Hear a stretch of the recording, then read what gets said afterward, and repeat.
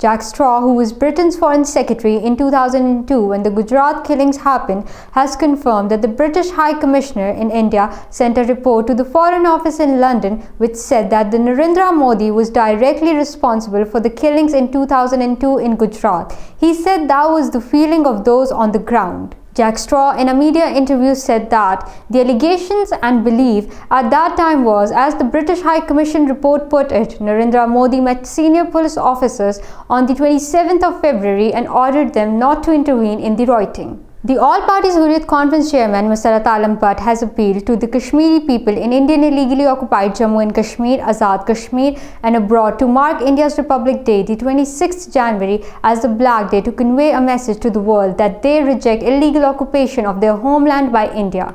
Massacre, in a message from New Delhi's infamous Tihar jail, said, India being involved in war crimes against humanity in the occupied territory has no right to claim to be a democracy.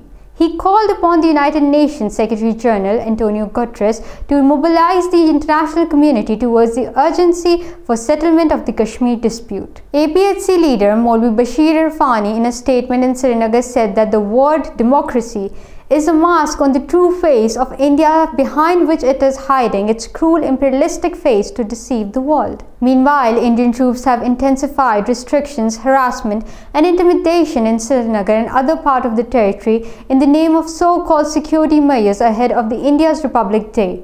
The forces' checkpoints have mushroomed in all big cities and towns where commuters and pedestrians have to undergo vigorous frisking and checking. A close vigil is being maintained on all vehicles entering Srinagar city. Posters with slogans like Kashmiris to observe Indian Republic Day as Black Day and Indian Republic Day is a Black Day for Kashmiris were displayed by Azadi Ke Matwale on walls, poles and prominent places in different parts of the Kashmir Valley. In India, the Hindu outfit's RSS and VHP leader Ishwar Lal has vowed to convert 30,000 mosques into temples in the Indian state of Rajasthan alone.